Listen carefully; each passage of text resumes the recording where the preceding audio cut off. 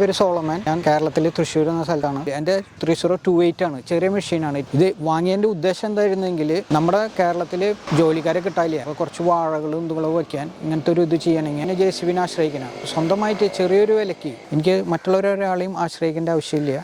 തടെടുക്കാൻ പറ്റും, തെങ്ങിൻ്റെ തടെടുക്കാൻ പറ്റും, ചാണകം ഇത് ചെയ്യാൻ പറ്റും.